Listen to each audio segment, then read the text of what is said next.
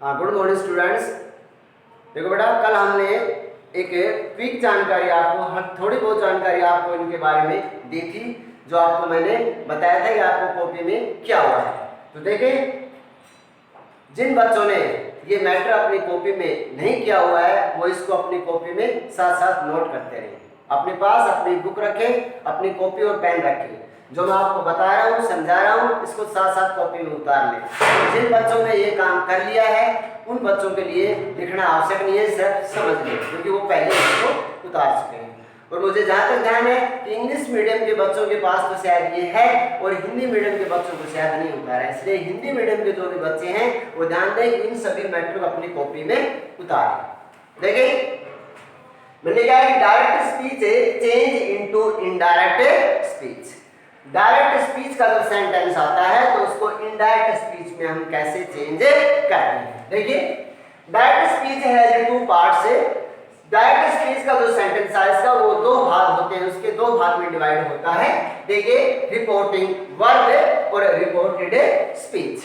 देखिए, इसमें दिया हुआ है नंबर 1 दिया हुआ है कि जब रिपोर्टिंग वर्ब प्रेजेंट टेंस में दिया हुआ हो, रिपोर्टिंग वर्ब प्रेजेंट टेंस में दिया हुआ हो तो उसकी पहचान देखिए। यदि रिपोर्टिंग वर्ब प्रेजेंट टेंस में दी हुई है तो उसमें से मिलेगा, से टू मिलेगा या सेज टू मिलेगा। ठीक है, तो नो चेंज इन टेंस, तो रिपोर्टेड स्पीच के टेंस में कोई परिवर्तन नहीं आएगा या नहीं होगा। जैसे उदाहरण के लिए मैं आपको एक सेंटेंस लिख रहा हूं, जैसे ही से टू मी, कोमा, इन्होंने comma, begin, I am writing a story। देखिए, तो देखिए जो रिपोर्टिव वर्ब है इसमें दिया हुआ है he say to me। अब देखिए say to आ गया है, क्या आ गया, say to। तो say to आएगा तो हम समझ जाएंगे रिपोर्टिव वर्ब हमारी प्रेजेंट टेंस में दी हुई है। ठीक है, तो say to को हम चेंज करेंगे तो किसमें करेंगे, tell me। तो क्या हो जाएगा, he tell me। ये ध्यान दें, यदि अकेला से आता, यदि अकेला से आता, से के बाद टू नहीं होता तो टू के बाद ऑब्जेक्ट भी नहीं होता, तो से का से लिखते हैं। फिर देखें, यदि ही से होता अकेला और ये मी या टू नहीं होता तो ही से का ही से लिखते हैं। लेकिन से के बाद टू दिया हुआ है तो से टू दोनों को चेंज करेंगे टेल। यदि से टू होता, ये वाला, यदि से टू होता तो हम इसको टेल्स करते। ठीक है, और ये ऑब्जेक्ट हमारा मी आ गया। अब कोमा हटाएंगे, कोमा हटाते समय हम कनेक्टिव वर्ड लगाएंगे, जोड़ने वाले वर्ड लगाएंगे दैट, जो सिंपल सेंटेंस में दैट का प्रयोग करते हैं। तो कोमा हटाते समय क्या लगाया हमने, दैट लगाया। बड़ा, अब हमारी क्या आ गई है, रिपोर्टेड स्पीच। अब देखिए रिपोर्टेड स्पीच में कैसे चेंज करेंगे।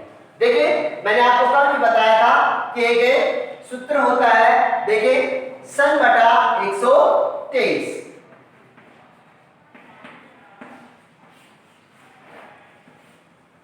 इसको नोटबुक में ऊपर लिख ले, बीच में नहीं होता है, मैं वैसे लिख दिया है सन बटा 123। 1 2 3। देखिए यहां सब, एस का मतलब है सब्जेक्ट, ओ का मतलब है ऑब्जेक्ट और एन का मतलब है no change. First second third, first person, second person, third person. अब देखिए, ये जब हम रिपोर्टेड स्पीच चेंज करेंगे तो इस सूत्र को ध्यान दें, इसकी तरफ जरूर ध्यान दें। देखिए, इसमें दिया हुआ है कि ये ऊपर एस लिखा हुआ है, नीचे एक लिखा हुआ है, फर्स्ट लिखा हुआ है, तो एस का मतलब होता है सब्जेक्ट। ये जो सब्जेक्ट है ये इसका सब्जेक्ट माना जाता है रिपोर्टिंग वर्ब का। किसका, रिपोर्टिंग वर्ब का ये सब्जेक्ट, सबसे आगे जो लिखा हो तो सब्जेक्ट होता है रिपोर्टिंग वर्ब का। ओ का मतलब होता है ऑब्जेक्ट, ये ऑब्जेक्ट हमेशा से टू के बाद मिलेगा और हमारा इसमें ऑब्जेक्ट क्या है, मी है। यहां ऑब्जेक्ट क्या दिया हुआ है, मी दिया हुआ है। तो सेकंड पर्सन चेंज होगा ऑब्जेक्ट के अनुसार, फर्स्ट पर्सन चेंज होगा सब्जेक्ट के अनुसार। अब देखें फर्स्ट पर्सन क्या होता है, आप चेंज करेंगे तो फर्स्ट पर्सन होता है आई, माई, मी, वी, आवर, अस। ये टू पार्ट टेंस के दो लाइनें हैं, ये सिंगुलर है और ये हमारा प्लूरल है। अब देखिए इनमें से कोई भी एक आ जाए रिपोर्टेड स्पीच में, रिपोर्टेड स्पीच में इनमें से कोई भी एक आए तो उसको सब्जेक्ट अनुसार चेंज करेंगे। यहां हमारा क्या दिया हुआ है, आई दिया हुआ है। क्या दिया हुआ है, आई दिया हुआ है। आई हमारा फर्स्ट पर्सन है और सब्जेक्टिव केस है। ये चेंज होगा किसके अनुसार, ही के अनुसार। किसके अनुसार होगा चेंज, ही के अनुसार। यहाँ ही फर्स्ट है, ये भी सब्जेक्टिव केस है, तो आई को हटा देंगे, ही का सब्जेक्टिव केस ही है इसलिए ही लिखेंगे। लेकिन ध्यान दें रिपोर्टेड स्पीच में कैपिटल लेटर से शुरू होता है, लेकिन जब इनडायरेक्ट स्पीच बनाते हैं इसकी तो इसमें कोमा हटाने के बाद दैट लगाएंगे तो स्मॉल लेटर से वाक्य आरंभ होगा। तो यहाँ क्या हो जाएगा, ही। ठीक है, अब ये आएगा एम। अब देखिए इज एम आर ये होता है, आगे जब डिटेल में आपको लगातार पढ़ाएंगे तो आपके सामने आ जाएंगे चेंज करने के तरीके। तो देखिए इसमें एम दिया हुआ है, ये क्या होता है, इज एम और आर। देखिए ये तीन है, ये हमारे प्रेजेंट कंटीन्यूअस टेंस में हेल्पिंग वर्ब है। इन तीनों में एक दिया हुआ है, यहाँ एम दिया हुआ है। तो देखिए ये आई के साथ एम दिया हुआ है।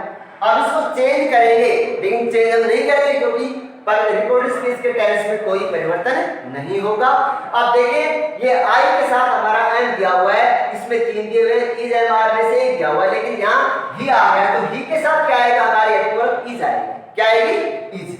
तो क्या हो जाएगा, ही इज। हमें टेंस नहीं बदला है, ध्यान दे बच्चे। बेटा यहाँ आई के साथ एम दिया हुआ है, लेकिन यहाँ हमारा नया सब्जेक्ट क्या बन गया, ही बन गया। तो ही के साथ एम तो लगेगा नहीं, ही के साथ क्या आएगा, इज। और ही इज और अब first form plus ING same की सेम आ जाएगी। राइटिंग ए ये सेंटेंस बनता है। अब देखिए बेटा नंबर 1 हो गया प्रेजेंट टेंस। अब आगे देखिए नंबर 2 है तुम्हारा फ्यूचर टेंस। देखिए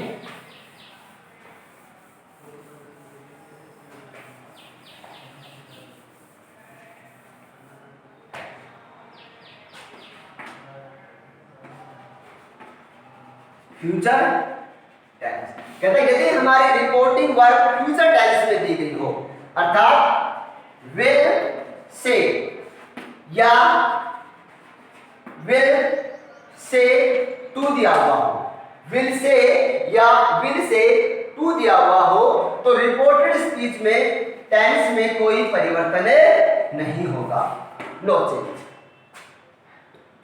देखिए जैसे एक उदाहरण लिख रहा हूं मैं कि he will say to me, comma it comma begin. Mohan is running a race.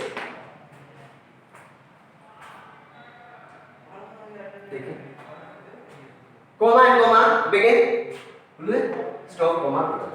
देखो हमारा यहाँ कौन सा टेंस आ रहा है, फ्यूचर टेंस आ रहा है। कौन सा टेंस आ रहा है, यहाँ फ्यूचर टेंस आ रहा है। जब फ्यूचर टेंस आ जाए तो इस टेंस में कोई भी परिवर्तन नहीं होगा, सेम का सेम रहेगा। तो यहाँ क्या हो जाएगा, ही विल से टू किस में बदलेगा, टेल और बी। कोमा हटा सब क्या लगाएंगे, दैट। यहाँ हमारा ये थर्ड पर्सन है, मोहन नाम है और नाम कभी चेंज नहीं होता है, तो क्या आएगा मोहन का मोहन। लेकिन ध्यान दें कि पर्सनल प्रोनाउन आ जाए तो उनका पर्सनल नाउन आ जाए तो उनका पहला अक्षर कैपिटल ही होगा, शॉर्ट नहीं होगा। Mohan is running a race. ये तुम्हारा फ्यूचर टेंस का सेंटेंस था जिसमें हमें कोई परिवर्तन नहीं किया। लेकिन उससे आगे है कि अब पास्ट टेंस। लेकिन इसमें भी ध्यान दें यदि प्रोनाउन आ जाते, ध्यान दें कि फ्यूचर टेंस में भी यदि रिपोर्टेड स्पीच में को प्रोनाउन आ जाते तो प्रोनाउनों में भी अवश्य परिवर्तन होता। यहाँ इसमें कोई प्रोनाउन नहीं है, थर्ड पर्सन था, थर्ड पर्सन चेंज नहीं होता है। यदि प्रोनाउन कोई होता तो उसको हम अवश्य चेंज करते। वर्ब में टेंस में कोई परिवर्तन नहीं करते। उसके आगे देखिए बेटा, यदि यदि हमारी रिपोर्टिंग वर्ब है पास्ट टेंस में दी गई हो, पास्ट टेंस, देखिए यदि हमारी रिपोर्टिंग वर्ब है पास्ट टेंस में दी गई हो तो उसमें कैसे होगा, देखिए पास्ट टेंस में है तो चेंज इन ए टेंस, तो टेंस में क्या करेंगे, परिवर्तन करेंगे। अच्छा अब पहचान क्या होगी आपकी कि सैड पास्ट टेंस कब है, देखिए यदि रिपोर्टिंग वर्ब में सैड दिया हुआ है या सैड टू दिया हुआ, यदि रिपोर्टिंग वर्ब में सैड दिया हुआ हो या सैड टू दिया हुआ हो तो सैड, यदि अकेला सैड है तो सैड का सैड रहेगा, और यदि सैड टू दिया हुआ है तो सैड टू किसे बदलेंगे, टोल्ड, किसे बदलेंगे, सैड टू को टोल्ड में बदलेंगे। ठीक है बेटा, अब एक बार देख ले, एक बार मैं तुम्हें इस सूत्र फिर समझा देता हूं मैं, सन बटा 123 ये होता है सब्जेक्ट, ये होता है